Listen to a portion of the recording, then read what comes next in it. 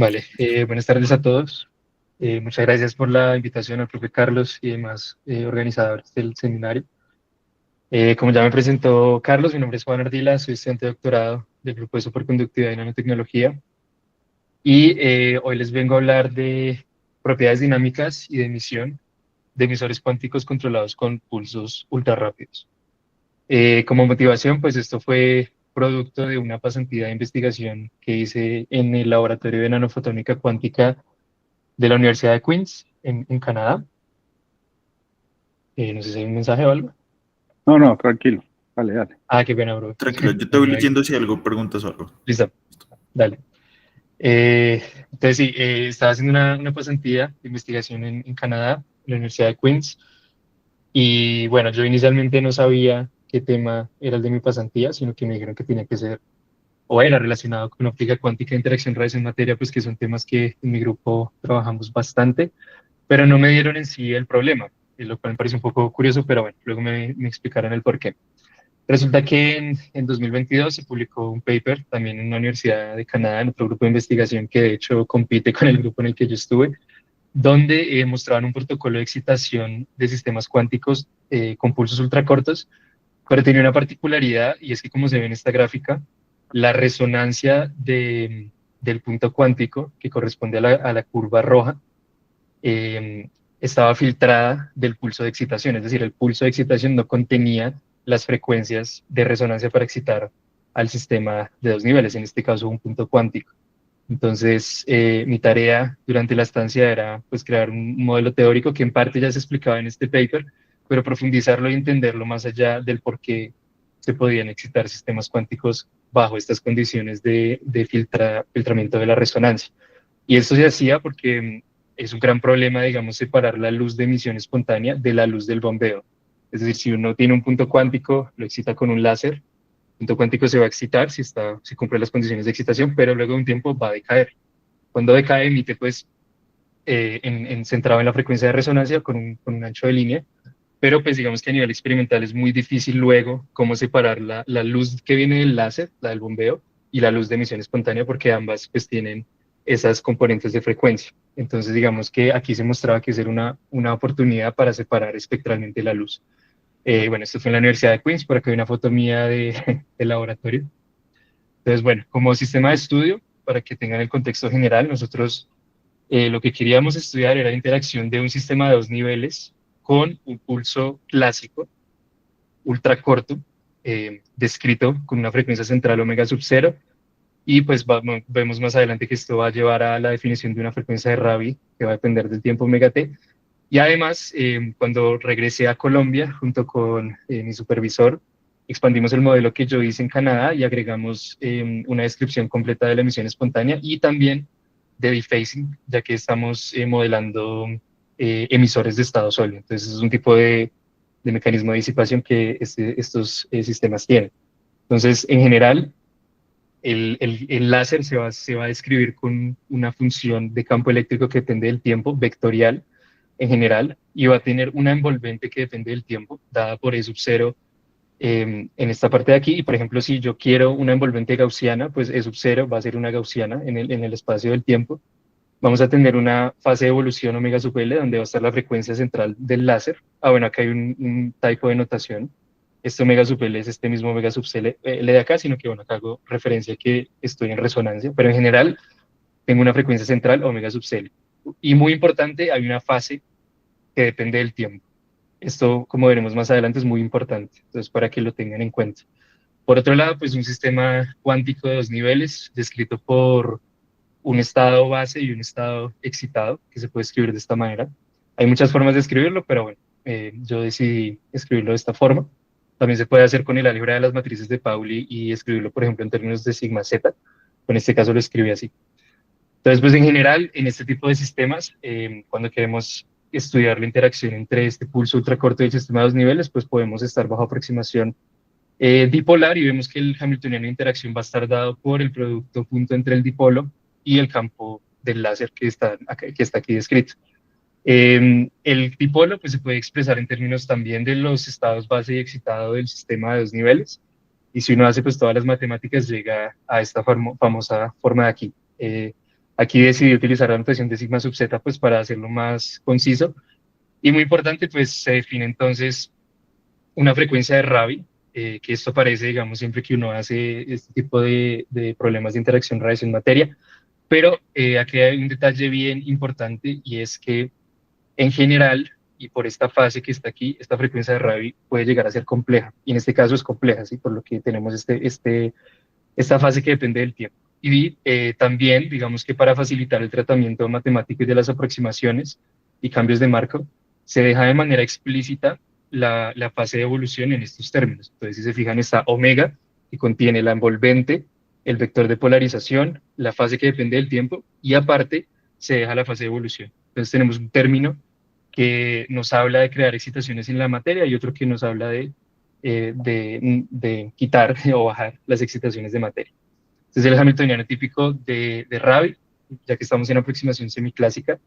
Y bueno, digamos que yo en este momento, cuando estuve en Canadá, pues yo llegué a este hamiltoniano de interacción y la pregunta era cómo modelar los pulsos, ¿sí? Porque digamos, este hamiltoniano es sumamente conocido, incluso para pulsos, pero pues digamos que estos pulsos que yo estaba estudiando eran muy especiales. Entonces, primero que nada, hay que hablar de pulsos ultracortos. Entonces, en general, estos pulsos ultracortos tienen una característica muy importante y es que son sumamente breves en el tiempo, ¿no? Estamos hablando de órdenes de femtosegundos, incluso atosegundos, y por lo tanto, medirlos experimentalmente es muy difícil y describirlos a través de sus propiedades temporales también es muy difícil. Entonces, usualmente es más conveniente definir estos tipos de pulsos en el dominio espectral, pero pues como se sabe, estos dos dominios están conectados a través de una transformada de Fourier, es decir, si nosotros queremos el campo en el dominio espectral, pues va a ser o va a estar relacionado con el campo temporal a través de la transformada inversa de Fourier. Y pasa lo mismo con el campo en el tiempo. Y en general, pues podemos definirlo como una función envolvente y una fase, ¿sí? Como una función compleja, una función analítica. Acá hay unos ejemplos, entonces, por ejemplo, uno puede jugar con los tipos de perfiles en la frecuencia. Entonces, si me paro en la frecuencia, ya que todo se define en frecuencia, pues por la facilidad de las mediciones a nivel experimental, entonces yo puedo definir, por ejemplo, una envolvente cuadrada, una envolvente gaussiana, secante hiperbólica cuadrada, lorentziana. Vemos que este conjunto de envolventes de aquí son las más comunes, pero en general, como veremos más adelante, se puede tener cualquier tipo de envolvente y cualquier tipo de fase. Entonces, a la derecha está el dominio espectral, vemos las envolventes, y a la izquierda están los perfiles temporales. Estas curvas son muy parecidas, ¿no? Lo que es gaussiana, secante hiperbólica, lorentziana, incluso la secante hiperbólica al cuadrado, son muy parecidas. Tienen ciertos rasgos aquí en las colas, pero por ejemplo, para el caso del square, vemos que como la transformada inversa de una función cuadrada es una sinc, pues aparecen colas en el dominio temporal, ¿no? Este tipo de características pues hace que eso influya en la interacción radiación-materia, ¿no? Porque al final este es el bombeo que se le está metiendo al sistema. Entonces, eso es súper importante.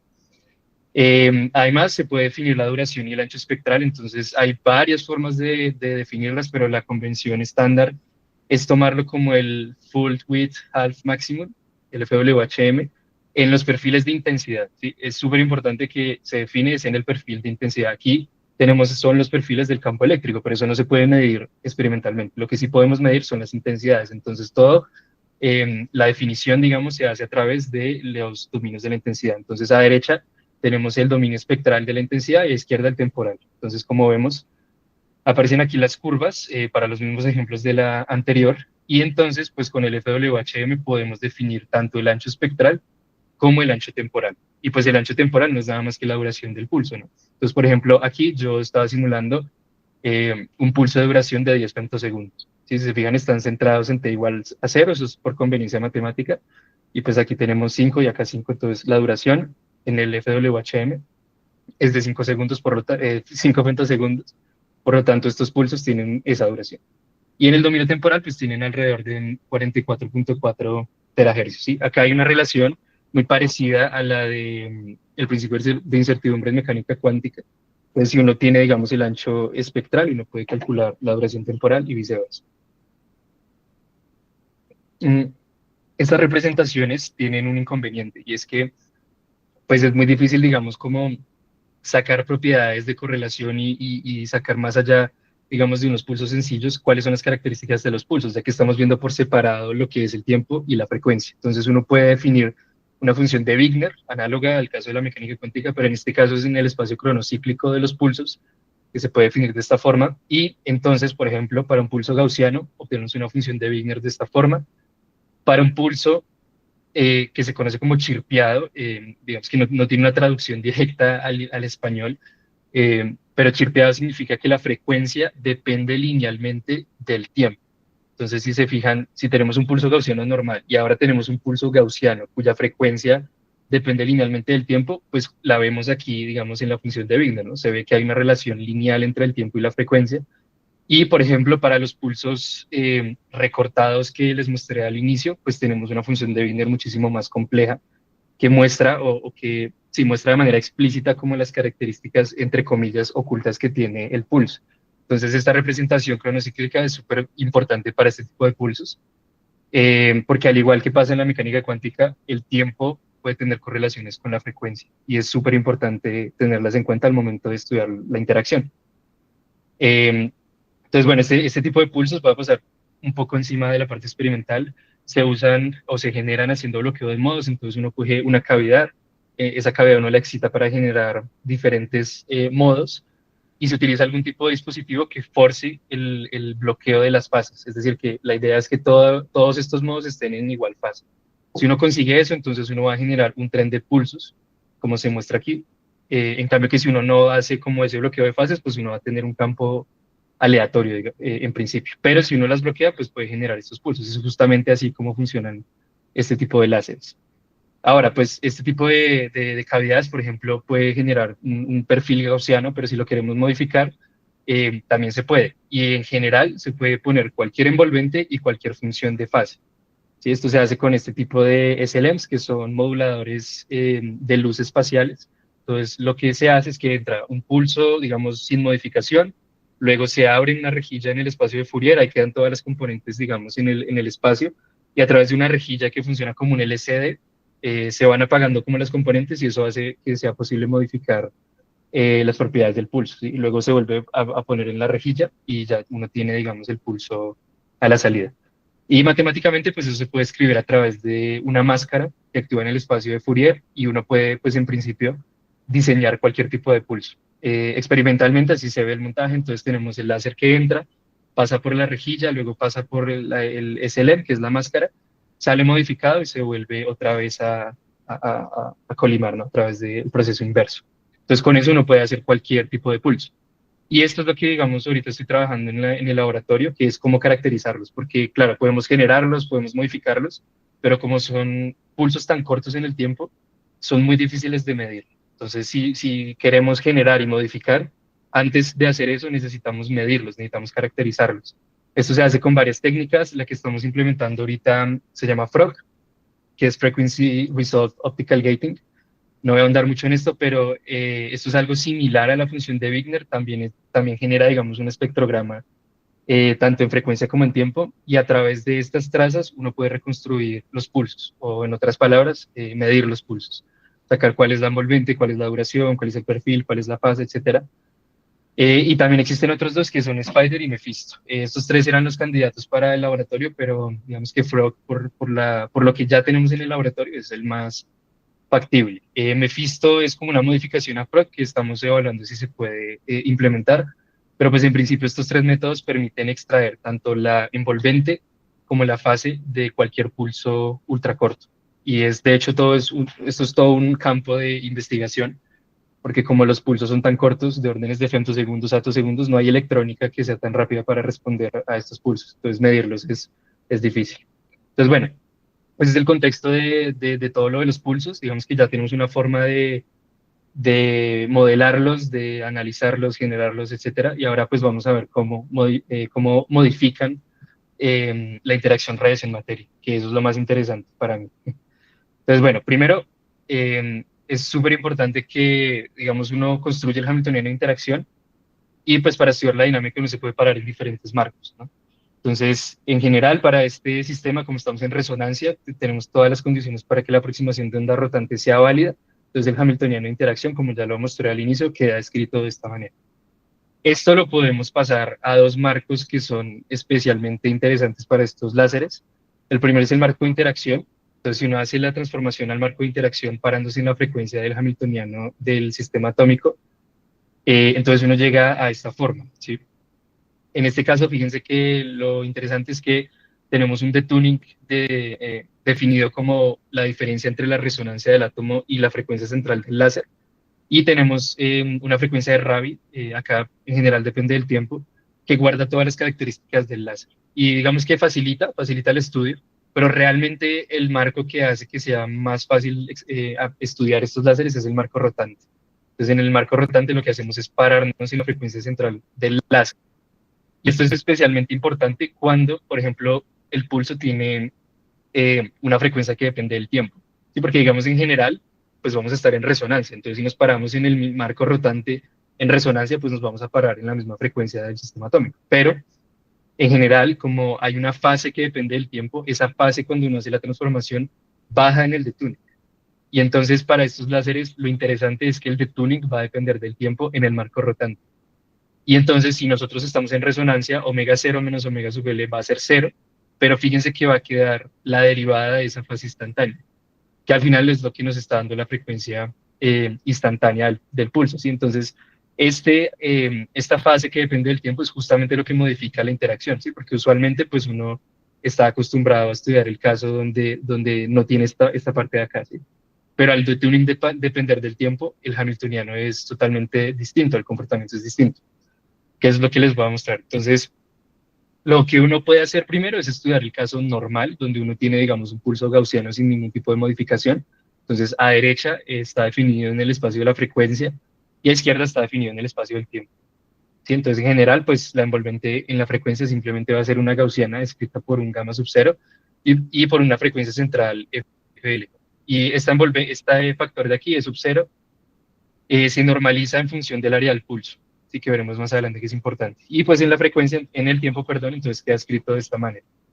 Si nosotros estudiamos el sistema, pues llegamos a lo que se conoce del mecanismo de Rabi y de las oscilaciones de Rabi, donde a izquierda tenemos el caso resonante, 375 terahercios es, o era la frecuencia central de los puntos cuánticos que yo estaba estudiando en Canadá, entonces lo simulé con igual frecuencia. Y entonces lo que uno observa es que las inversiones de población dependen del área bajo el pulso, ¿sí? Si el pulso tiene un área de pi, entonces tenemos una inversión completa de población donde empezamos en el estado base, pasa el pulso y terminamos en el estado excitado. Si tenemos un área de 2pi, entonces ahora tenemos dos inversiones. Entonces empezamos en estado base, luego pasamos al excitado, ahí va una inversión, y luego volvemos al estado base, dos inversiones. Y así sucesivamente. Por ejemplo, acá tenemos uno de 5pi, que también queda en el estado excitado. Entonces, en general, uno se da cuenta, de hecho se puede probar matemáticamente, que las inversiones están dadas por múltiplos impares de pi. Entonces, si uno tiene un área que es impar múltiplo de pi, entonces uno tiene una inversión de población del estado base al excitado, luego de que pasa todo el pulso completo. A derecha tenemos un caso donde hay detuning de 355, entonces ahora mi láser tiene una frecuencia central de 355 y vemos que el mecanismo de Rabi es bastante sensible al detuning, ¿sí? Fíjense que aquí, digamos, lo máximo que conseguimos de inversión de población está alrededor de 0,65, pero pues cambia drásticamente, a pesar de que se conserva como el número de inversiones más o menos, cambia drásticamente la población final. Entonces el mecanismo de Rabi tiene esas dos particularidades. Uno en general pues puede estudiar, digamos, como el parámetro, en este caso el único parámetro, además de la frecuencia central, es el área de pulso, del pulso, ¿sí? Entonces si uno, digamos, grafica el área del pulso en función de la ocupación, pues uno encuentra este patrón sinusoidal donde uno se da cuenta que, por ejemplo, si uno está parado en áreas impares de pi, entonces la inversión es del 100%. Si uno está parado en áreas pares, entonces la inversión es del 0%. Y lo que se ve aquí, que es supremamente importante a nivel experimental, es que si uno está en el laboratorio y uno prepara un pulso con área pi, eso no va a ser, digamos, área pi en sí, ¿no? O sea, eso va a fluctuar y va a ser muy difícil que sea 100% pi, ¿no? Es decir, que lo que va a pasar experimentalmente es que esa transición o esa transferencia de poblaciones no va a ser robusta frente a los parámetros experimentales. Es decir, si nosotros tenemos fluctuaciones en nuestra área del pulso, pues también nos vamos a mover en esta parte, ¿no? Entonces, la inversión no va a ser siempre del 100%. Entonces, eso es un problema también importante a nivel experimental para hacer inversión de población. El mecanismo de Rabi pues es muy conocido, ¿no? La esfera de Bloch se puede ver, visualizar de esta forma. Entonces empezamos en el estado base, abajo, ¿cierto? Y subimos. Eh, Perdón, arriba y subimos al estado excitado. La frecuencia de Rabi entonces se define así, es la de toda la vida. Tenemos simplemente la envolvente del pulso. Y obviamente pues eso está dado por la polarización, por el dipolo, pero en general depende solamente de la envolvente. Y eso significa que si estamos en el caso resonante, este término de aquí va a ser cero, o sea, no vamos a tener de Tunic en el marco rotante y por lo tanto toda la inversión de poblaciones va a estar dada por esta parte de aquí. Si uno soluciona ese problema que se puede hacer analíticamente, entonces uno encuentra que la inversión está por el área del pulso y uno encuentra la ecuación de Rabi, ¿no? La fórmula de Rabi para la inversión que es proporcional a un seno. Entonces, bueno, esto es lo usual, lo conocido.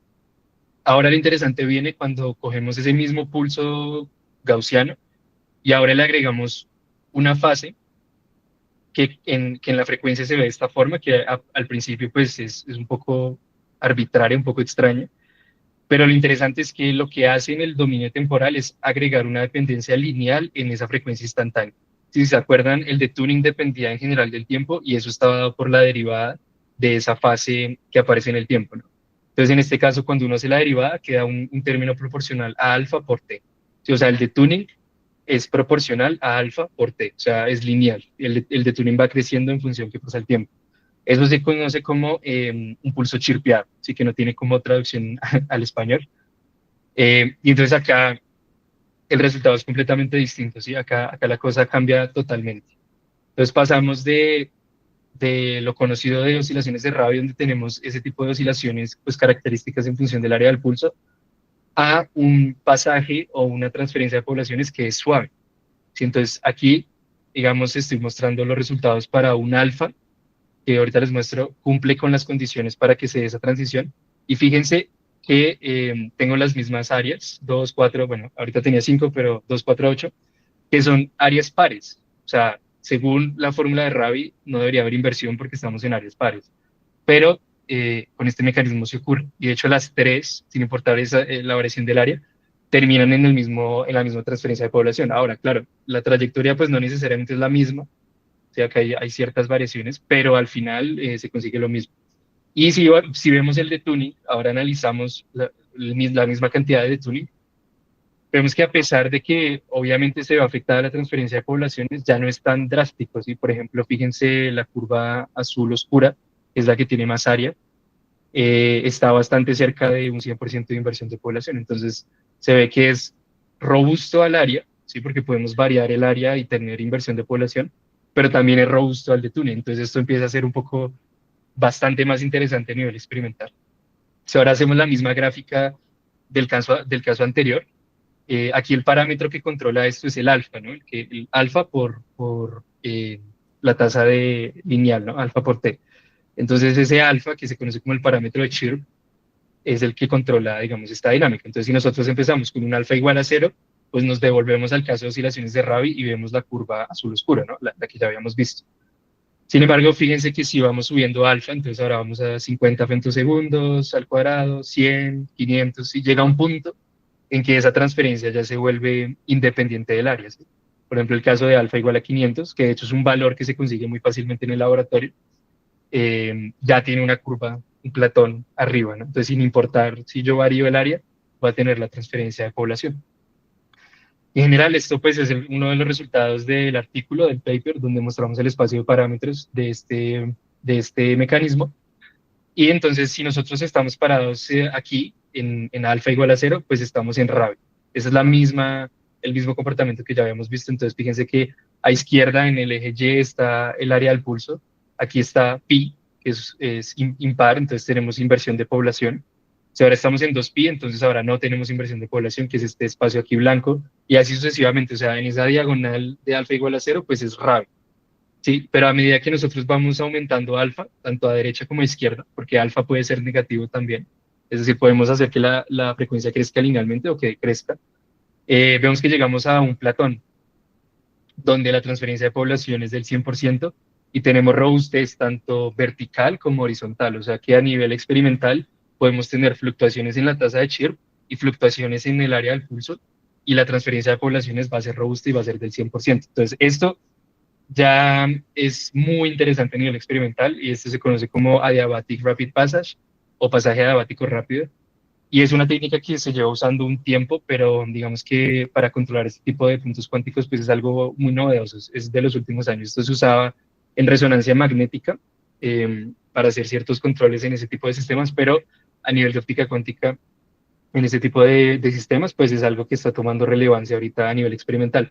También es por las limitaciones, ¿sí? Porque este mecanismo se conocía hace mucho a nivel teórico, pero experimentalmente hacer esta modificación de que la frecuencia vaya linealmente y como tener la capacidad de hacerlo de manera exacta, o sea, que no digo alfa con una buena certeza está en ese valor, es difícil, pero ahorita ya se puede hacer, ya se cuenta experimentalmente.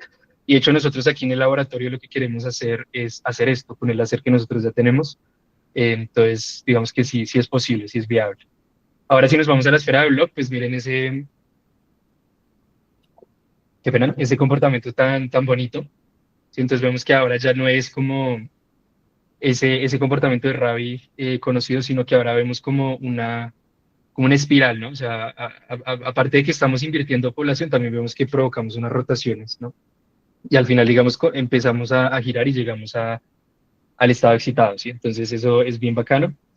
Y ahora analizamos el hamiltoniano, pues entonces tenemos el mismo caso, estamos en resonancia, el de tuning es cero, pero recuerden que tenemos esa parte que depende lineal, ¿sí? Entonces ese delta ahora ya no va a ser cero, sino que va a ser alfa por t, o sea, en general depende del tiempo. Y para el lado de interacción, pues tenemos unas contribuciones de fase beta, que son proporcionales a alfa, simplemente es como para dejarlo así explícito, para lo que voy es que hay una proporcionalidad lineal tanto en el de tuning como en esta fase de acá. Y entonces esto de acá tiene la forma de un hamiltoniano de Landau-Zener, ¿sí? Y de hecho la forma de, como de interpretar un hamiltoniano de Landau-Zener es lo que permitió explicar o entender cómo funcionaba este mecanismo de interacción, ¿sí? Entonces uno puede estudiar este hamiltoniano de manera instantánea en el tiempo y definir la energía instantánea para este Hamiltoniano. Entonces, para cada paso de tiempo, diagonalizo y encuentro la energía. Y uno puede encontrar la expresión exacta y es esta de aquí. Entonces, eso no es nada más que un Hamiltoniano de cruce evitado, que, por ejemplo, el Landau-Zener aparece también mucho en sistemas de many-body, cuando hay, digamos, correlaciones y demás. Pero bueno, es bastante conocido. Y lo que tiene de interesante esto es que uno lo puede interpretar a través de una perspectiva de pasaje adiabático, por eso es que tiene ese nombre de pasaje adiabático rápido, porque es justamente eso, es un pasaje adiabático. Si uno, digamos, quita la interacción, si uno apaga la interacción, uno queda solamente con el término que es lineal en el tiempo, con delta t. Eso corresponde tanto a la línea gris como a la línea negra, ¿sí? Si yo apago la interacción, que son las líneas puntudas. Entonces uno puede básicamente relacionar la línea gris con el estado base y la línea negra con el estado excitado. ¿Sí? Entonces, si no hay interacción, pues esas líneas se tocan, se cruzan. Al yo poner la interacción, pues vemos que la energía real del sistema corresponde a la curva verde y a la curva azul. Pero lo que pasa es que fíjense que, por ejemplo, para la línea verde, yo empiezo en el estado base, estoy en la línea gris, pasa la interacción y termino en la línea negra, o sea, paso del estado base al estado excitado, que es, digamos, lo del pasaje adiabático. Pero pues en general eso no es así, o sea, al final estos son los autovalores del sistema y no necesariamente uno con la interacción siempre va a quedarse en el mismo autovalor, en el mismo autoestado. Entonces justamente nosotros en el artículo sacamos como una fórmula, una ecuación que dice qué tiene que cumplir el pulso para uno quedarse en la misma diabata. O en otras palabras, qué propiedades necesita el pulso para que la interacción sea diabática y el sistema permanezca en el mismo autoestado. Porque si uno permanece en el mismo autoestado, hay inversión de población, ¿sí? Si yo no hago eso, pues tengo transiciones no adiabáticas que lo que me hacen es pasarme de la curva verde a la curva azul. Pero entonces fíjense que si yo paso de la verde al azul, termino de la gris en la gris, o sea, vuelvo a quedar en el estado base. Sí, que eso es lo que, digamos, se ve en el espacio de parámetros. Esas regiones de aquí, estos lóbulos que se ven acá, son justamente regiones donde no se cumple del todo esa condición de que sea diabático. Pero cuando nos salimos, por ejemplo, a esta región, se cumple muy bien que el mecanismo sea diabático. Entonces, esta forma de ver la interacción fue lo que nos permitió explicar desde otro punto de vista por qué estaba funcionando este mecanismo. Y pues finalmente venía el gran problema, que digamos, para yo llegar a este punto fueron todos los 3 meses de mi pasantía allá en Canadá, y esto ya digamos que lo comprendí cuando volví a Colombia, pues con todo lo que había aprendido allá en Canadá y también con ayuda de mi supervisor y de un compañero que tomamos este problema y pues quisimos como explotarlo lo más que pudimos. Entonces ahora en este caso tenemos la misma envolvente, la misma fase, o sea, tenemos la gaussiana, la fase que hace que haya una dependencia lineal en la frecuencia, pero ahora metemos un filtro. Y ese filtro en general puede tener cualquier forma, pero nosotros lo modelamos como si fuera una gaussiana, pues para facilitar, digamos, el tratamiento numérico, pero en general se puede hacer de cualquier forma, o sea, puede ser una cuadrada, una lorentziana, lo que sea. Y esto en el dominio de las frecuencias, pues es lo que hacía, digamos, a nivel experimental ese artículo que les mostré al inicio, que era recortar esas frecuencias de resonancia. Si nosotros nos pasamos al dominio del tiempo, ya no es tan fácil, ya no hay, digamos, solución analítica en todos los casos, en general hay que hacerlo numérico, pero va a quedar una forma así, con un E sub 0 que, digamos, es proporcional al área, un E1, que es el mismo campo del pasaje adiabático rápido, el anterior, o sea, es igualito, y un E2 que tiene como el efecto de ese filtro. Entonces, este campo en general es el que hace esa interacción posible, ¿sí? Y en el tiempo tiene esta característica de aquí, se ve de esa forma. Lo mismo, o sea, se hizo el mismo análisis. Aquí, digamos, la transición ya no es tan suave porque tenemos como una competencia entre como algo suave, como un pasaje adiabático suave, y pues como la locura que se genera aquí, ¿no? Por quitar esas frecuencias. Entonces ya no es tan suave, pero tenemos la misma característica. Es bastante robusto al de tuning, digamos que guarda las características del pasaje adiabático normal, pero ya no es tan robusto frente al área, obviamente porque le estamos recortando energía, entonces tenemos que meterle más energía al pulso para que funcione igual, ¿no? Si vemos la característica, pues fíjense que si acá vuelve a jugar alfa, alfa es el parámetro importante. Si alfa es igual a cero, no tengo nada de excitación, estoy completamente en cero y es esperable porque pues no tengo las componentes de frecuencia, o sea, en otras palabras, tengo un detuning grandísimo de mi frecuencia de radiación a las frecuencias que están por acá en el pulso. Entonces, claro, si yo, digamos, como que no le ayudo, entre comillas, con ese pasaje adiabático, pues voy a estar sin ningún tipo de excitación. Pero a medida que voy aumentando el alfa, pues fíjense que va aumentando hasta que llega un punto en que se vuelve un poco robusto. Sí, obviamente estamos pagando el precio de quitar frecuencias, pero pues es bastante suave, ¿no? Y es interesante porque tengo la posibilidad de tener ese hueco en el espectro.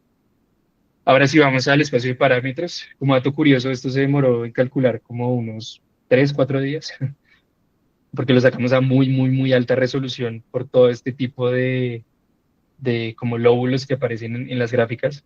Y acá ya no tenemos, digamos, como solamente dos parámetros, sino que tenemos tres, entonces para mostrarlos todos, pues hay que hacer tres paneles. Eh, digamos, acá está el área contra el alfa, área contra el ancho del recorte, y acá está el ancho del recorte contra alfa. Entonces, todos esos parámetros juegan ahí un papel, pero nuevamente fíjense que hay regiones donde vuelve a ser robusto, donde tengo variaciones hacia arriba y hacia los lados, y el mecanismo es robusto. Y esto vuelve a estar completamente relacionado con el tema de la condición adiabática. Claro, aquí es súper complejo porque, digamos, en estas regiones donde aparecen todos esos lóbulos es justamente por la locura que provoca ese recorte, ¿sí? Digamos que a nivel temporal eso hace que las cosas se vuelvan un poco complejas, pero pues, digamos, caracterizamos el espacio de parámetros y eso a nivel experimental pues permite saber en dónde pararse. Eso está normalizado para cualquier pulso, o sea, para cualquier duración, para cualquier ancho espectral, o sea, que son generales en cualquier caso. Y pues da un mapa, ¿no? Da un mapa de dónde pararse si yo quiero utilizar este tipo de control y que tenga inversión. En la esfera de Bloch, pues es un poco más complejo, conserva más o menos esta característica del pasaje adiabático, pero si se fijan justo en la mitad de la trayectoria que coincide con la mitad del pulso en el tiempo y que coincide con el recorte de la frecuencia, pues ahí pasan como, o sea, se vuelve un poco inestable, ¿no? Viene como suave y luego, se confunde. Yo creo que ahí es como, bueno, ¿dónde está la frecuencia de resonancia? No la encuentro y luego otra vez como que agarra, ¿sí? Así como por decirlo de una manera coloquial, porque es un poco difícil de explicar. Y esto tomó mucho, mucho tiempo de entenderlo, muchísimo tiempo, pero al final la gran conclusión que sacamos y que está en el artículo es que es lo mismo. también se puede ver como si fuera un pasaje adiabático mucho más complejo y con ciertas peculiaridades, pero en general este pulso, digamos, en ese espacio, en ese marco rotante, bajo esa perspectiva diabática se puede ver así. Entonces vemos que aquí en el centro aparece más o menos como el pulso, si se acuerdan de esa forma de dos cachitos grandes, izquierda-derecha y uno pequeño central, que en el caso de pasaje diabático era simplemente la gaussiana, pues eso literalmente es el pulso, porque el pulso pues justamente modifica los autovalores en ese marco de esta forma.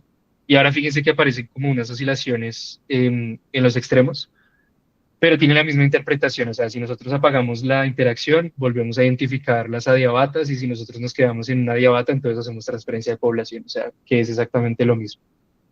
Y bueno, ahora el siguiente reto era pues estudiar el espectro de emisión, porque digamos que lo que hacían o como lo interesante de esto era demostrar que efectivamente se puede separar la luz de emisión por emisión espontánea del bombeo. Entonces para eso, pues uno se va a ecuación maestra, ya es un sistema abierto, entonces digamos que ya hicimos todo el estudio en el sistema cerrado y ahora introducimos los mecanismos de disipación, emisión espontánea por gamma y el pure dephasing por gamma sub pH. Entonces vemos que tenemos la ecuación maestra escrita en esta forma. Aquí, digamos, se asume que es válida la aproximación markoviana y de Born, que en general sí se cumple pues, por los tiempos del baño. Hay unas peculiaridades ahí que no alcanzamos a explorar, pero bueno, es como un trabajo más adelante de en qué casos la aproximación markoviana no es válida por el tema de los pulsos que son muy cortos. Pero bueno, en este caso pues se mostró que sí era válida, entonces continuamos con ecuación maestra en forma de Limrad y pues tenemos los dos operadores de emisión espontánea y de pure dephasing. El de emisión espontánea pues es el conocido que tiene esta forma y el pure dephasing tiene esta otra forma. Y acá pasa una particularidad, es que usualmente pues uno, digamos, al calcular espectros de emisión, uno se para en el estado estacionario del sistema, la mayoría de veces, dependiendo de lo que uno quiera estudiar. Pero en este caso, a priori, pues no es interesante hacerlo en el estado estacionario porque el estado estacionario es cuando el sistema va a estar en su estado base. Y porque como solamente estoy modelando la interacción con un único pulso, pues el pulso excita el sistema y luego el sistema decae. Entonces, si lo miro muy allá en el tiempo, pues no va a ser interesante. Lo interesante es, de hecho, cuando pasa el pulso. Pero eso hace que el espectro de emisión dependa del tiempo y por lo tanto uno calcula en realidad es un espectrograma de emisión que es muy parecido a la función de Wigner.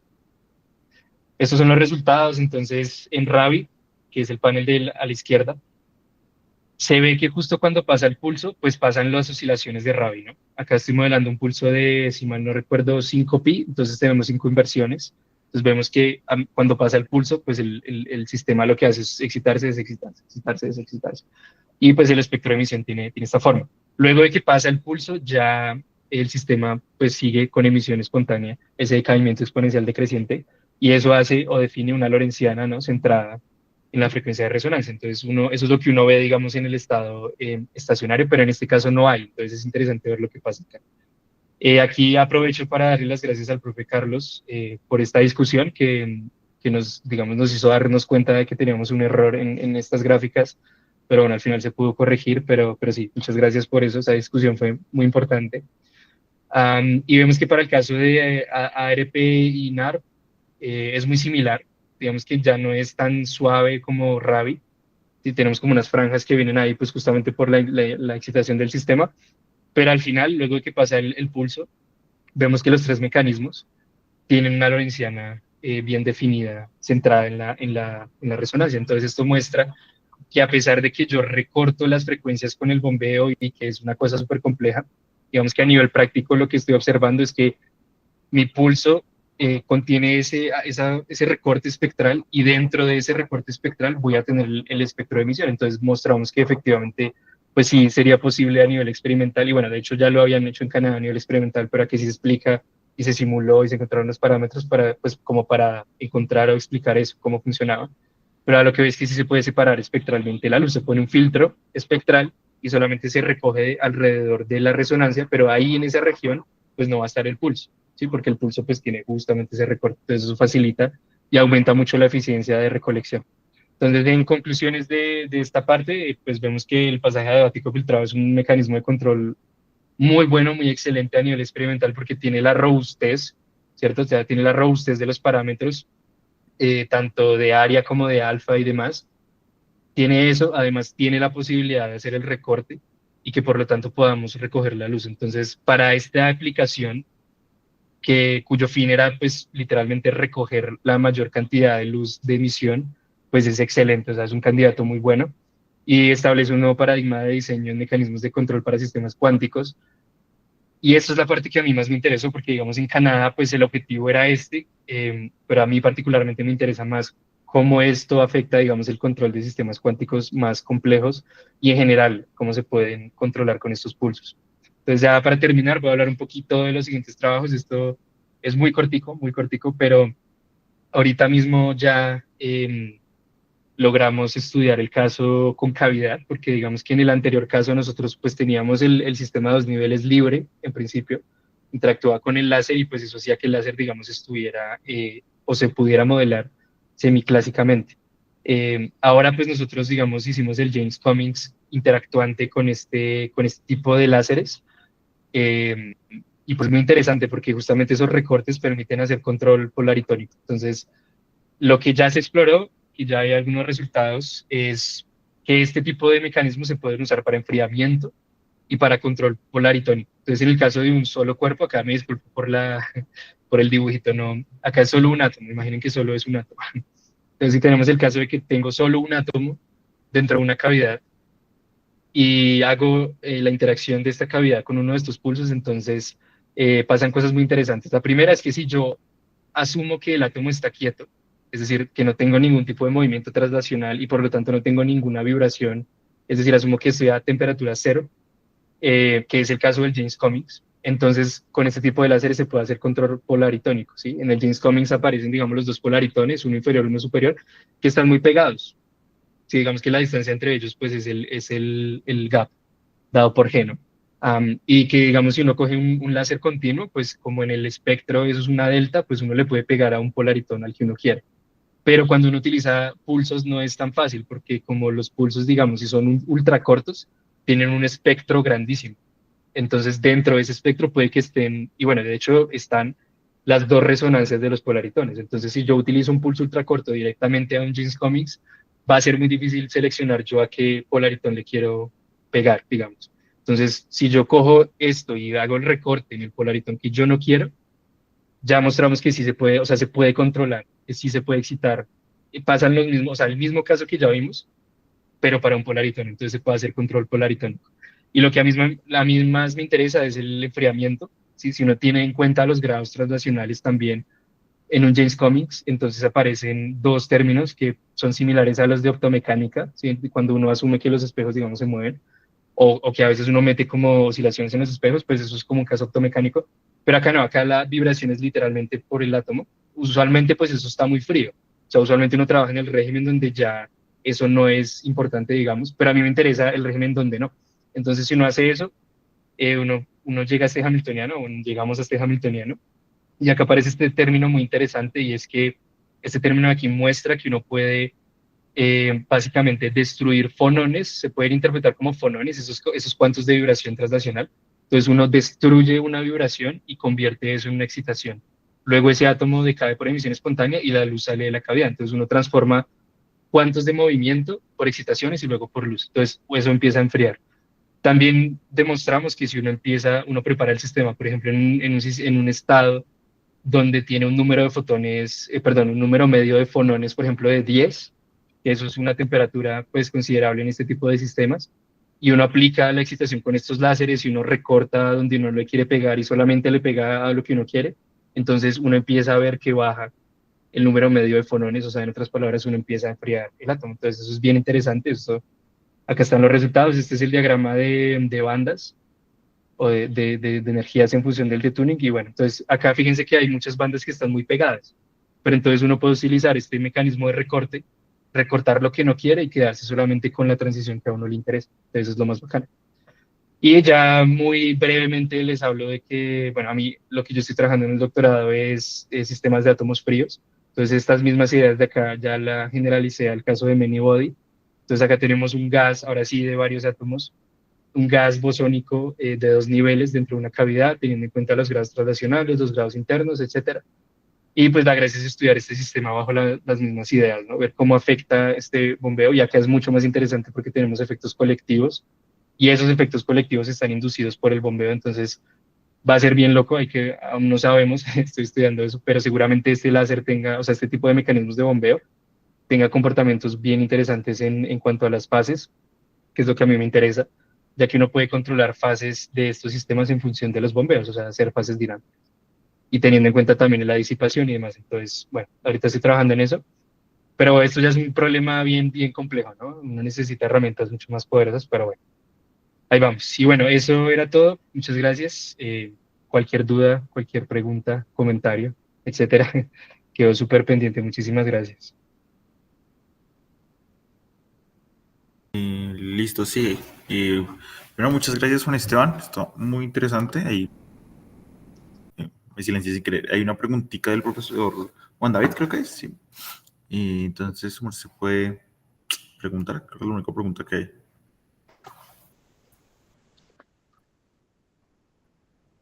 Juan David, no te escuchamos. Sí, pero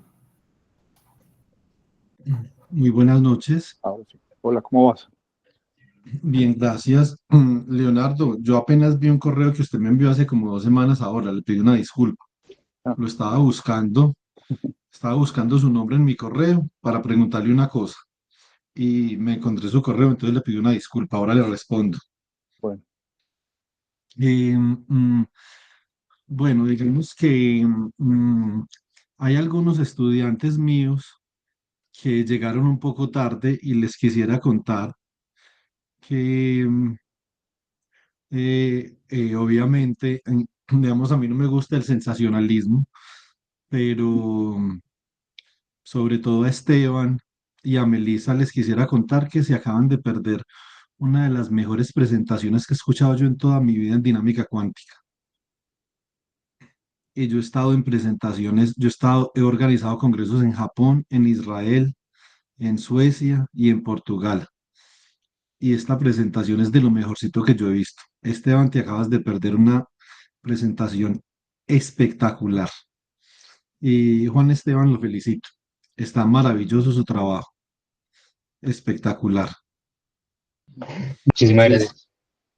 creo que Carlos Leonardo estará de acuerdo conmigo. Me imagino que le habrá gustado mucho el trabajo porque él es muy entusiasta de estos temas. Yo tenía, bueno, primero la felicitación y lamentablemente, como yo vivo por acá, por mi casa en Medellín, el internet estaba un poco intermitente, entonces hubo partes de la presentación que no logré escuchar, entonces le quisiera preguntar algunas cosas que posiblemente usted ya discutió, ¿cierto? Entonces le pido una disculpa si de pronto usted las discutió. Eh, mm, Cuando usted habló de el caso no marcoviano, o del caso, bueno, que usted estaba hablando que se puede aplicar perfectamente bien la aproximación de Markov y de Born-Markov. eh, digamos que yo trabajé con estos pulsos hace muchos años pero dinámica de sistemas magnéticos, ¿cierto? Pero digamos, son dinámicas isomorfas porque un spin tiene dos Ujú. estados y el átomo que usted plantea también, o sea que en realidad son el mismo problema. Yo resumí las preguntas que le estoy haciendo ahí en un texto, ahora se las voy a dejar en el chat. Me gustaría recomendarle un libro, que es el libro de análisis tiempo-frecuencia del profesor Leon Cohen, ¿cierto? Entonces, ese es un libro bastante interesante, pero no me queda claro, Juan Esteban, si, o sea, los pulsos con los que usted trabajó son típicamente no estacionarios, ¿cierto? Pues típicamente, de pronto se puede hacer como aproximaciones estacionarias, pero no sé si de pronto esas aproximaciones se consideraron porque diría yo, tendría que revisar mejor el problema, que mm, eh, esos pulsos posiblemente harían la aproximación de Born-Markov inválida. Usted ha estudiado esto en detalle. Esto simplemente es Sí, una esto es intuitivo, ¿cierto? No tengo ninguna evidencia que eso sea así, pero sí me gustaría revisarlo. Ok, en general no es válida. O sea, en general no lo es, porque digamos que los tiempos de la dinámica, o sea, de la dinámica cuántica son tan rápidos que obviamente hay efectos alrededor que no necesariamente hacen que se cumpla, que el sistema sea markoviano. Eso es una de las cosas que no exploramos, que se quedó ahí como en el tintero, digamos. Pero esta gente en Canadá, digamos, usaba para recolectar la luz, o más bien inmersían, o ponían dentro de unas cavidades especiales estos puntos de unas guías de onda que tenían tiempos muchísimo más rápidos de decaimiento. Entonces, en esos casos, digamos, como que sí era válida la aproximación, o sea, en el sentido de que las correlaciones del baño mueren mucho más rápido que la dinámica del sistema, pero eso en general no es válido. Y más con estos pulsos, porque son supremamente rápidos. Sí, pero digamos que si uno coge esos puntos cuánticos y los pone en un ambiente electromagnético diseñado especialmente para eso, pues puede funcionar, pero hay efectos que definitivamente no tuvimos en cuenta y que son importantes y que hay que hacerlo. O sea, en general no es válido. En general no es válido, es una Ah, de ok, las cosas que porque a mí me preocupa, porque este artículo lo mandamos a PRB y es una de las cosas que a mí me preocupa que seguramente tengamos que meternos con esa discusión y bueno, y proponer algo. Sí. Muchas yo gracias creo que por el eso. artículo, o sea, yo creo que el artículo va a pasar, sí. O sea, sería impresentable que un artículo de estos no pase. Entonces, pero igual, digamos, ese es un tema. En 1991 yo le podría compartir un artículo muy interesante con Carlos Leonardo, que es un artículo de transporte cuántico con funciones de Green. Ese artículo vale mucho la pena, ahí exploran diferentes esquemas modulatorios, ¿cierto? El que usted plantea y hay otros esquemas modulatorios. Y digamos, lo curioso es que debido a la no estacionariedad del pulso, a la no estacionariedad del pulso, digamos, ese pulso induce diversos fenómenos que tienen diversas formas de decaimiento, ¿cierto? Entonces esas formas de decaimiento son tan ricas que uno argumentar que se cumple la aproximación de Born-Markov lo tendría que hacer, digamos, bajo una lupa de rigurosidad particular. Entonces, si de Sí. pronto en algún momento pudiéramos discutir eso, a mí me gustaría, yo le voy a pegar una Ah, miradita, me encanta, sí. Es pues yo algo creo que que a sí. mí me encanta porque quedó abierto y bajo mi punto de vista es como como algo que no se exploró, ¿no? Y que lo que tú dices, eso va a inducir un montón de efectos. Y es más, si uno cambia el ambiente electromagnético, o sea, si uno mete ese punto en una cavidad, si lo mete en una guía de onda, si lo mete, porque yo exploré un poquito de eso, o sea, hice un modelo con una guía de onda que de hecho cuando hice el seminario con Carlos, que discutimos el tema de la emisión, yo lo estaba modelando dentro de una guía de onda.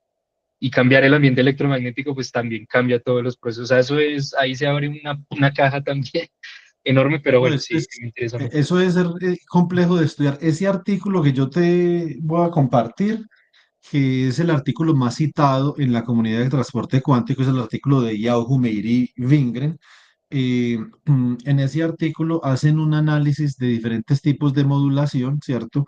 Y obviamente en determinado límite, ¿cierto? Porque Ok, digamos, o sea, cualquier físico sensato le puede decir a uno que uno tiene que comenzar con algunos límites para después añadirle complejidad al modelo, ¿cierto? Entonces, yo creo que eso es una parte interesante. Yo no sé si, bueno, esa sería una pregunta. Yo no sé si de pronto tú explicaste, yo solamente alcancé a ver la diapositiva, que me pareció una diapositiva muy interesante, en donde tú comparabas los diferentes métodos de enventanamiento, la secante hiperbólica al cuadrado, etcétera.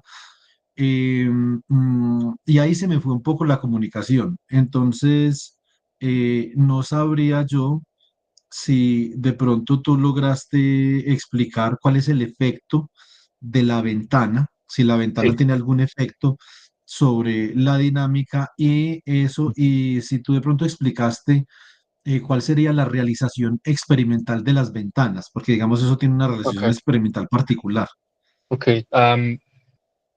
Bueno, spoiler, con mi compañero con quien hicimos el artículo que no está acá, no, no está bueno. Entre él y yo hicimos una librería de Python de código abierto donde está todo lo de los pulsos, o sea, hay una librería que puede hacer cualquier pulso con cualquier fase y con cualquier envolvente por si quieren aplicarlo, digamos, en los problemas que a ustedes les interese.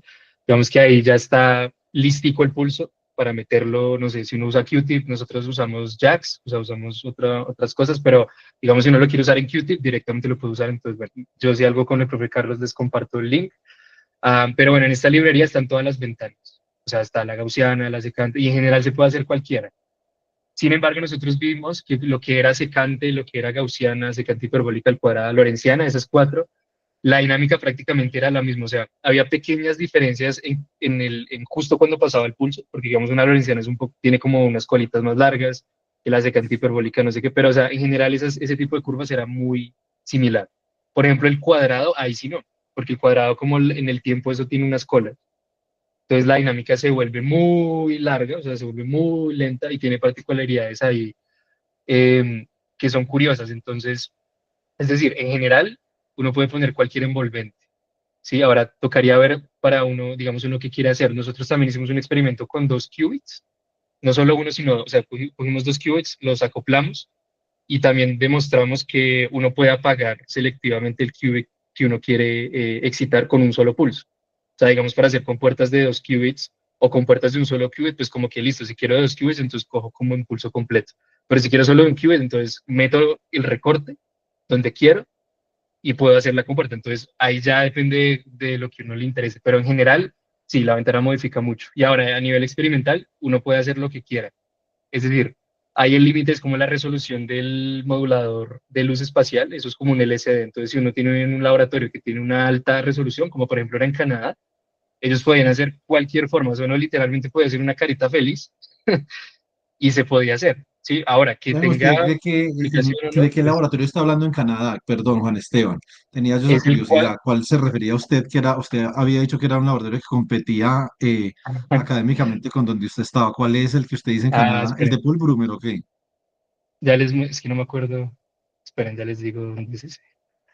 El mío era el Quantum Nanophotonics Lab, ese es el QNL. Y En el otro Queens. es en Queens, ese sí. Y el Mm. otro es de Wilbur.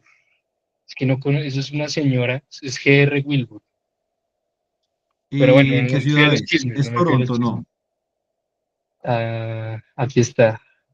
Dice Dalhousie University. Mira. Ah, no, no, no.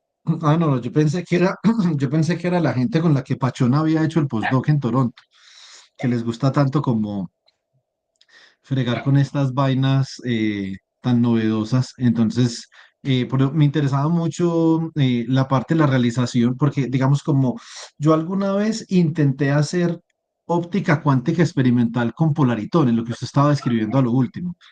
Sí, Porque en la universidad donde yo estudié, Carlos Leonardo estudió también en Alemania, no sé si a él le tocó la época donde en la física teórica ya usted tiene que hacer una pasantía experimental. ¿A usted le tocó esa época, Leonardo? No. Entonces, a mí me tocaba que hacer una pasantía experimental. Y yo intenté hacer una pasantía experimental en un laboratorio de polaritrónica. Eso fue un desastre, ¿cierto? Entonces, porque nada me funcionaba. Y yo siempre quedé como con la duda de si estas ventanas secante, hiperbólica, lorentziana, si eso de alguna forma se podía realizar experimentalmente, pero usted me dice que sí es cierto. sí, sí, sí, sí. Eso se Ah, bueno, conoce yo como de eso no sé. Spatial Light Modulator. Si quieres leer de eso, es SLM y eso es toda un área. De hecho, con Carlos también discutimos un poquito de aquí en la universidad. Eso lo vamos a hacer aquí en la Nacional, lo vamos a hacer. Ya estamos Ah, comprando ok. las cosas porque vamos a hacer eso aquí. Y la idea es excitar puntos cuánticos con los mecanismos que les mostré aquí. O sea, hacerlo aquí y Ok, molestar ok, con eso. no, yo simplemente tenía como en esa particularidad, como esa duda, porque por ejemplo, la cuadrada, Juan Esteban, lo que pasa con la cuadrada, ahí en el texto que yo te recomendé de León Cohen, ya lo voy a escribir, en el capítulo 4 se habla de la transformada de Fourier en tiempo corto, ¿cierto? Se llama Short Time Fourier Transform, ¿cierto? Que son transformadas tiempo-frecuencia o escalofrecuencia como la transformada wavelet. Y resulta que cuando tú en ventanas con una onda cuadrada, como el cambio de la onda cuadrada es severo, entonces introduce un fenómeno de Gibbs y eso no se, en un principio, eso no se podría analizar con una transformada de Fourier convencional. tendría que ser con una transformada de Fourier en tiempo corto o con una transformada de Gauss. Pues digamos ahí dan la explicación como un poco más en detalle. Y por último, Ah, Juan, em, Juan ah, David, qué pena interrumpirte. sí. Ah, Alonso tiene también una pregunta. Si quieres, le dejamos ahí a Alonso que lo veo que se le va a pasar el pico donde iba a preguntar y volvemos y tú nos haces la otra. Yo voy a hacer un comentario muy corto, porque Ok. como ya me tengo que retirar, Ok, ok, ahora, dale, dale, tengo adelante, ahora dale, dale. clase, entonces ahí le pido perdón. Alonso, regáleme este minutico. Sí, No, tranquilo, tranquilo. no demoro su intervención, ¿cierto? Entonces, esto me parece muy interesante lo último que usted dice y me gustaría hacer como una pequeña precisión, ¿cierto? Yo tenía una última pregunta, es que si ha utilizado algún método de aproximación para ventanamiento estacionario, esa se la dejo abierta para que usted la discuta más tardecito si tiene el tiempo, ¿cierto? Porque yo me tendría que retirar, pero la cuarta pregunta sí me parece importante o la precisión y es como comenzar del control. Usted ahora había hablado del control a lo último, ¿cierto? Entonces, yo quisiera, como estoy trabajando con algunos chicos en esto, quisiera una precisión. ¿Usted se refiere a control o a regulación? Porque nosotros, desde el punto de vista del control, nosotros entendemos el control como un sistema en lazo cerrado. Y hay varias formas para realizar control sobre sistemas cuánticos, hay varios protocolos y típicamente incluyen el control óptimo cuadrático. Entonces, no sé si ahora que usted mencionaba particularmente en la antepenúltima diapositiva, ¿cierto? Que se podía hacer un control. ¿Usted se refería a hacer control en lazo cerrado ahí o se refería a hacer más bien como una regulación, que es en lazo abierto? Y si es en lazo cerrado, no sé Ush, si de pronto me podría sugerir alguna referencia, no sé si no, ahí sí de me pronto corchas, tiene ahí algo sí me por ahí. corchas. Sí me corchas, o sea, para mí control, porque no me he metido mucho en eso, es simplemente como, o sea, excitar el sistema con algún tipo de mecanismo, ¿no? Y preparar un estado que yo quiero. Para mí eso es control. Ahora, seguramente eso sea muy vago, ¿no? O sea, muy ambiguo, pero eso es lo que yo estoy haciendo. No sé si se considere como control en sí, pero digamos más allá sí. Ok, ok. No, en Habría la que hablar teoría de de eso. control.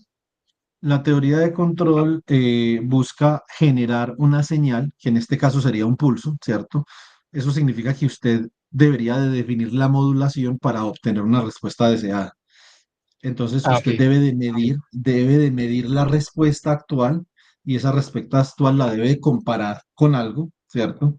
Y producir una señal de control. Entonces, hay hamiltonianos de control. En la teoría de control cuántico se llaman hamiltonianos de control y eso es un sistema en lazo cerrado, es decir, usted coge, realimenta la medida de la salida, ¿cierto? La compara con un efecto deseado y produce una señal de error. Y esa señal de error produce Ok, un pero ahí hamiltoniano digamos se de puede hacer lo control. mismo con los láseres, ¿no? O sea, uno puede, digamos, optimizar el perfil para lo que uno quiera, que fue lo que nosotros hicimos. Bueno, es que yo no conozco las palabras exactas, pero por ejemplo, para lo de los dos qubits, nosotros queríamos preparar, por ejemplo, no sé, una RX solamente en este qubit. Entonces la pregunta era, ¿cuál era el mejor pulso para hacerlo? Lo hicimos con Machine Learning. O sea, literalmente optimizamos parámetros, etcétera. Entonces, bueno, yo creo que por ahí va la cosa, pero bueno, eso me Ah, interesa. Si algo más adelante podemos hablar. Me ok, interesa ok. mucho lo de transporte, lo que mencionaste de Green, esos son temas que a mí me llaman mucho. Entonces, si algo después podemos poner una reunión y lo charlamos de una, de una. Muchísimas Bueno, Juan gracias por los Esteban, comentarios, muchísimas gracias por le todo. agradezco mucho por su presentación. Estuvo espectacular, espero que los chicos la hayan disfrutado mucho y igual sigo muy agradecido por la invitación al comité organizador, a Alonso, a Fabián Felipe No, eh, y a no, aquí Carlos bienvenido Leonardo. Juan David. Impulsa ahí a tus muchachos para que nos den charlas, que estamos necesitando ahí Sí, sí, sí, ahí estamos ya llenar la agenda. preparando, ya estamos preparando una. Apenas esté lista, les aviso. Listo, Una gracias. feliz noche. Muchas Igualmente. gracias. Qué Chao. pena, Alonso, muchas Muchísimas gracias. gracias, profe. Gracias, Hasta profe luego. Alonso. Ah, bien. Muchísimas gracias, Juan Esteban, por la charla. Muy chévere, de verdad. Eh, a ver, yo quería decir una cosita. El SLM, nosotros tenemos uno, yo no soy el teórico, yo soy el teórico del grupo, entonces pues estoy hablando aquí. Ok, Pero en el grupo tenemos un SLM y los pelados han hecho pues cositas muy chéveres con eso también. Ahí está funcionando. Entonces, pues cuando, Tremendo. No sabía eso. pues, bueno, no, la pregunta es que no es tanto como una pregunta para ti, pero es como o sea, como una curiosidad que me sale a raíz de, pues, como de esta paradoja, ¿no? De que uno está forzando una transición con, pues, con un pulso, pues, o con luz que tiene un espectro de potencia que tiene un hueco precisamente en la frecuencia de resonancia, ¿cierto? Y entonces me viene a la cabeza, o sea, hay un fenómeno en teoría de Fourier que, pues, que digamos se llama genéricamente pues como superoscilaciones, pero realmente es una cosa que puede, pues, que puede ser más general. Y es la siguiente, que si tú tienes suficientes modos de Fourier, o por ejemplo, si tienes, digamos, un continuo de modos, de frecuencias, inclusive limitado en banda, eh, durante, o sea, uno puede poner, digamos, una ventana de tiempo arbitraria y formar, pues como quien dice, una señal en el tiempo arbitraria también, solamente con esos modos. Entonces puede ser, por ejemplo, puede hacer una cosa, o sea, en principio uno podría hacer, por ejemplo, coger modos entre 1 Hz y 2 Hz y producir durante un tiempo arbitrariamente largo, pues una señal en el tiempo que se comporte como si tuviera, no sé, 300 Hz, por decir algo, ¿cierto? ¿Cómo pues, porque es, digamos, un problema como de ajustar coeficientes, y si uno tiene suficientes coeficientes, pues ajusta la señal que uno quiera en un intervalo dado. Entonces, pues, digamos, ese tipo de cosas se logra normalmente cuando uno mira los coeficientes, terminan siendo coeficientes que tienen un comportamiento muy errático en las fases, ¿no? Entonces me viene a la cabeza un poquito como precisamente esa figura que tú tienes, pues esa forma, digamos, en la que se están comportando las fases en el dominio de frecuencia, Mm, ¿no? Como que uno a lo mejor podría relacionar eso con esto, porque en principio mm, uno podría sintetizar una señal que durante pues, un tiempo prudente pues, fuera, fuera similar a la señal de la frecuencia de resonancia, pero con un espectro de potencia que está por fuera sí, de las resonancias. Ahí pasa una cosa muy interesante y es, si uno coge esa señal temporal y ya como que la corta, la chopea, ¿cierto? Y la aísla esa región de ahí, entonces pues ya en el espectro de Fourier de la señal cortada sí aparece la frecuencia. ¿Por qué? Porque uno al cortar pues está multiplicando pues por funciones de Heaviside o lo que sea, y que esas son funciones que tienen colas largas, y entonces pues ahí como que se aparece la frecuencia donde en principio no estaba cuando uno mira la señal. Sí, entonces, no sé, se me hace que puede ser una cosa muy interesante como para mirarla por ese ujú. punto de vista. Claro, claro, sí, totalmente. Y es que igual esos comportamientos de las fases que aparecen ahí cuando uno hace el recorte, eh, no los pudimos entender, ¿sabes? O sea, no, para nosotros era como, ok, pues sí, pasa eso, pero darle una explicación, Ujú. difícil. Entonces, suena bastante interesante. O sea, si se ve si esa óptica. Y en la esfera de Bloch también se ven cosas muy raras, ¿no? O Sí, sí. sea, ahí aparecen unas vainas ahí y todo. Se ven tremendo. Pues voy a mirarlo. Si algo, si te gustaría Sí, mirarlo, sí, cualquier está cosa yo interesante. te Porque es que puedo... acá se habría, o sea, digamos, hay muchas preguntas ujú. abiertas, ¿no? Porque es algo como muy nuevo. Am, porque el paper que demostró, propuso esta vaina es del 2023, ¿no? Entonces, Ok. y un modelo teórico se hizo hasta el año pasado. Entonces, sí, hay muchas cosas. De hecho, nosotros avanzamos un poquito, ¿no? Con el espacio de parámetros, Sí. con lo del mecanismo de pasaje adiabático y bueno, todo eso, pero hay un montón de vainas ahí curiosas y en general, pues, digamos que a mí me interesa es como para otros sistemas, ¿no? O sea, es lo que a mí me Claro. llama sumamente la atención y sistemas más complejos y demás, o sea, ahí es donde yo veo que puede tener una aplicación bien, bien interesante y qubits, bueno, todo eso. Mm. Muchas gracias. Bueno, muchas gracias, muchas gracias.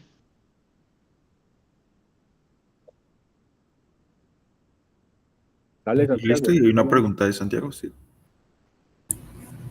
Hola, hola Juanes, ¿cómo estás? Hola, ¿qué tal? Excelente trabajo, muy chévere. Ah, ya Tengo nos unas- conocíamos, sí. sí, Nos conocimos en eh, Bogotá, ¿no? Sí. sí, sí. Mm. Tenía dos preguntitas, una más que todo como una duda, una curiosidad experimental, y es que yo sé que los SLMs solo modulan o amplitud o fase, ¿cierto? No modulan las dos a la vez.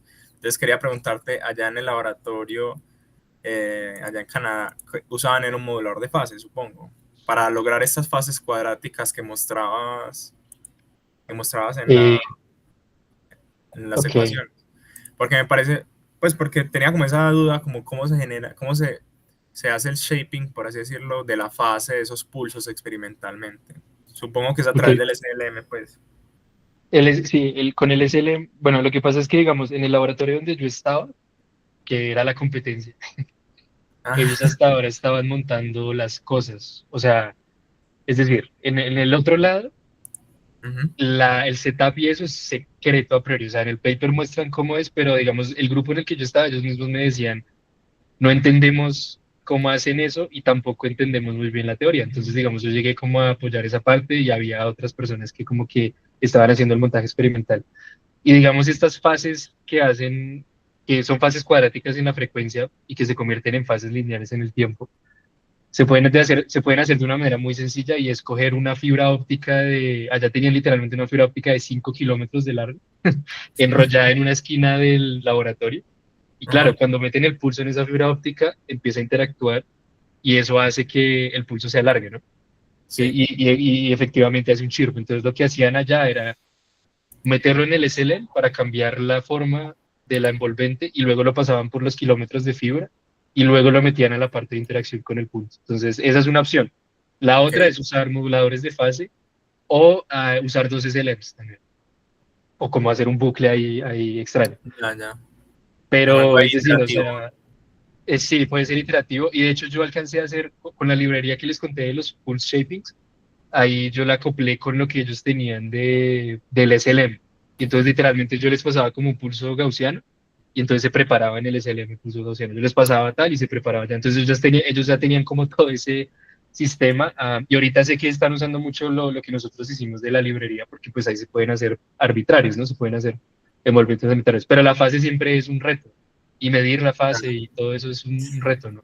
Claro, claro, es porque, bueno, viendo ese sistema, digamos, de pasar del el dominio del tiempo a una parte espacial para poder modificarlo en el SLM y luego devolverlo otra vez al tiempo, ese sistema no introduce muchos errores o- No, pues yo no entiendo mucho los detalles. De hecho, eso es algo de lo que estoy estudiando ahorita para el proyecto aquí de metrología.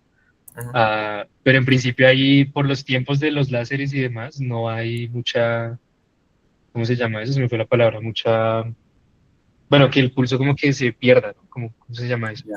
Sí, sí. Bueno, no mete ruido, digamos. No me acuerdo la palabra exacta. Dispersión, de pronto. Eso, no hay dispersión, exacto. Y Eso. justamente lo que hace el chirp es dispersión, o sea, uno lo mete en 5 kilómetros de fibra para que haya una dispersión, la hijo de madre. Pero digamos que en el SLM y eso, la dispersión es totalmente, Ne- ¿cómo se dice? Bueno, no se tiene en cuenta, no hay que tenerlo en cuenta, sí, digamos. claro. Eso es lo Ah, que queremos hacer acá. Entonces, es decir, sí, sí, y bueno, y Alonso que ya tiene allí el SLM, pues sería muy bueno hablar con las personas que lo están operando y, bueno, conoce a Sí. las personas. Sería interesante Mis porque eso es algo compañeros de grupo que de experimental, pero sí, sí, sí, pero se le ah, puede preguntar o bueno, no sé, porque pero allá sí, eso sí es interesante. chévere, chévere. Chévere, me Vale, gustaría trabajar en gracias. eso cuando vaya para allá, cuando vuelva a visitar por allá. Eh, Sí, eso está abierto, sí. una última cosita. Ya que decías, bueno, yo también entiendo control, como lo explicaste tú, como más bien de, digamos, operar sobre el estado pues, de un sistema cualquiera, modificarlo Sí, justo. Y veo que con eso de Adiabatic Rapid Passage puedes hacer muy bien o de forma muy, ¿cómo decir? Como reliable esta inversión de población, ¿cierto? Esa rotación, por así decirlo, pasar del polo norte al polo sur en la esfera de Bloch. Pero que ujú. este mismo mecanismo podría servirnos, digamos, para qué pasa si yo quisiera hacer una rotación, por ejemplo, respecto al eje Z. Por ejemplo, no pasar del estado 0 a 1, de 1 a 0, sino del más al menos, por así decirlo. Este tipo de... también se puede hacer con pulsos y de esta forma similar, o... Sí, eso es algo que yo he mirado, eh, porque digamos para compuertas cuánticas es fundamental, ¿no? O sea, si uno quiere, digamos que una rotación, porque ahí, digamos, lo que uno hace son puras rotaciones en un eje fijo. Am, pero entonces es decir, lo más fácil es usar varios pulsos. O sea, porque digamos que uno con un pulso uno puede definir un eje de rotación, que ese eje de rotación uno lo puede cambiar con la fase del pulso. O sea, por ejemplo, si uno coge una fase constante, por ejemplo, pi medios, pi cuartos, eso cambia el eje de rotación. Entonces uno puede, por ejemplo, usar una rotación con un pulso y hacer a lo Euler, ¿no? Hacer rotaciones a lo Euler, y uno necesitaría tres pulsos. Eso fue lo que nosotros hicimos. Eso fue un proyecto de una materia con Herbert que nos puso el reto, porque nos dijo, muy bacano, ahora háganlo, hagan compuertas. Y bueno, o sea, como que nos lo craneamos ahí, como para ver a dónde llegábamos jugando y si se puede. Entonces, es decir, esos pasajes adiabáticos uno los puede rotar. Y también se pueden preparar estados, no necesariamente que solo sea de transferencia de población, sino cualquier estado. Digamos, en lo de los polaritones a mí me llama el resto de la atención es por eso, porque uno puede, digamos, hacer un estado entrelazado, hacer que las compuertas, que las SINOD, es decir, ahí se abre como toda la caja. La dificultad con eso es justamente los parámetros del pulso, entonces ahí, digamos, nosotros estamos pensando usar mecanismos de optimización, ¿no? Utilizando a Machine Learning o redes neuronales o cosas así, porque no es tan fácil, o sea, digamos que uno puede pensar fácilmente en el papel como, bueno, ¿qué fase necesito como para hacer una RX? ¿O qué fase necesito para hacer una RY? Pero ya preparar, digamos, como una Hadamard o cosas así un poco más complejas no es tan como evidente, ¿no? Pero digamos, en principio se puede, y es lo que a mí me interesa ahorita hacer, como ampliar la aplicación, digamos. Y con el filtrado es muy bacano, porque uno puede tener dos qubits acoplados y uno apaga uno, apaga el otro, o coge los dos. Y en los polaritones lo mismo, tiene un polaritón, otro polaritón, coge uno, coge el otro, o los dos, etcétera. Y digamos, en sistemas de muchos cuerpos, pues ahí las bandas son mucho más complejas, entonces ahí uno empieza a ver que tiene una gran aplicación, ¿sí? Entonces sí, eso es lo que pienso. Igual cualquier cosa sería pues, súper bueno a nivel experimental discutirlo y eso, o sea, es algo que está activo ahorita y entre más personas pues nos apoyen mejor, que es difícil, ¿no? O sea, montar todo eso y demás. Yo no soy nada experimental, o sea, nulo. Entonces una ayudita sí sería interesante. Claro, claro. No, Muchas muchas gracias, muchas gracias. gracias. Muchas gracias de nuevo, Juanes, por el seminario. Estuvo muy interesante.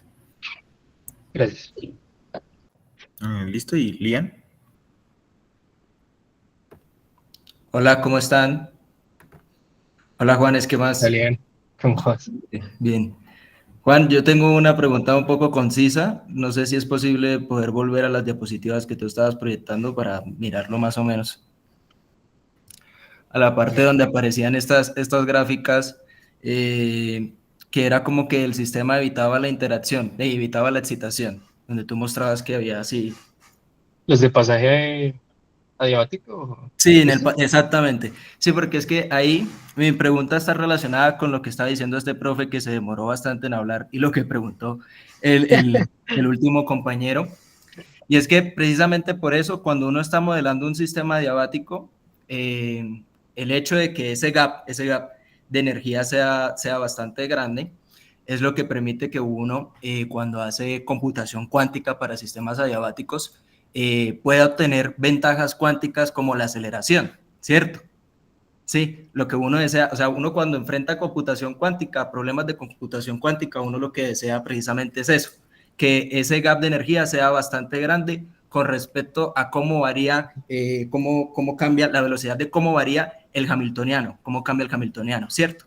Sí. Entonces, yo estaba aquí pensando, listo, uno puede obtener aceleración cuántica ahí, pero en el sistema del modelamiento con el hamiltoniano de James Cummings, para un solo cuerpo, que es lo que está trabajando Juan Pablo en su tesis, ¿qué ventaja cuántica podemos utilizar ahí? Porque desde luego que la aceleración no es. ¿Qué ventaja cuántica es la que podemos obtener ahí?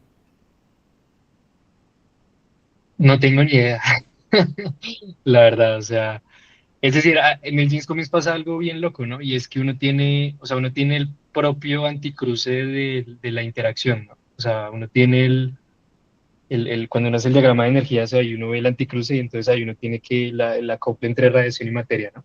Ahí ya hay un gap, pero aún no he metido, o sea, ya metí, digamos, el pasaje adiabático, pero aún no lo he calculado analíticamente y aún no he visto cómo es ese pasaje, o sea, no sé. De hecho, pues yo ahorita le estoy ayudando a Juan Pablo con la tesis, ¿no? Ese es como uno de los objetivos de nosotros, pero la verdad no sé, es bien interesante. Yo por ahora lo que veo interesante ahí es poder cómo seleccionar el polaritón que tú le quieras, o sea, que quieres interactuar. Pero más allá, no sé, hay que mirarlo. Sí, porque la idea, digamos, uno podría usar esos polaritones para hacer computación cuántica y hacer algo similar a lo que está aquí, ¿no? Como ese pasaje con el láser y todo. Pero no sé eso cómo se comporte, o sea, es bien interesante porque hay como dos gaps, entre comillas, ¿no? El gap intrínseco y el que se forma con el pulso. Entonces, no lo sé, eso es lo que ahorita estoy estudiando, es muy buena pregunta. Tenemos que discutirla ya en el grupo, me parece muy bacano. Y aún peor si tienes más bandas, ¿no? Digamos, cuando yo metí lo del movimiento traslacional, eso se estalla. Entonces hay un montón de acoples, un montón de pseudopartículas, un montón de cosas y a priori pues uno le puede pegar con el láser a cualquiera. Pero no sé eso cómo se ve, hay que estudiarlo, es difícil, ahí ya se complica el asunto, por eso es que nosotros con Herbert queríamos meterlo lo más pronto posible dentro de una cavidad, pues porque la luz ahí ya se vuelve cuántica, ¿no? Y entra, o sea, uno puede excitar la cavidad con estos láseres y nosotros ya mostramos que sí se hereda, o sea, que si uno coge un láser que tiene esta fase así, los modos adentro, que ya están cuantizados, sí heredan esa característica del chirp y del notch y de todo eso. Entonces, eso es interesante. A pesar solamente de estudiar el problema de la interacción luz-cavidad, solo eso, sin nada adentro, eso nos tomó un tiempito, nos tomó un buen tiempo, pero bueno, ahí vamos. Igual, muchas gracias, ya, hay que hablar.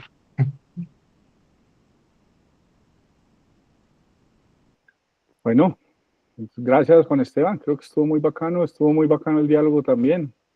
Es muy interesante. Todos ustedes, qué bien que nos acompañaron hasta el final. Recuerden que información cuántica, esto es un campo amplio, muy amplio. Entonces, pues no todas las charlas seguramente se van a sobrelapar con lo que cada uno de ustedes está haciendo en muy alto grado.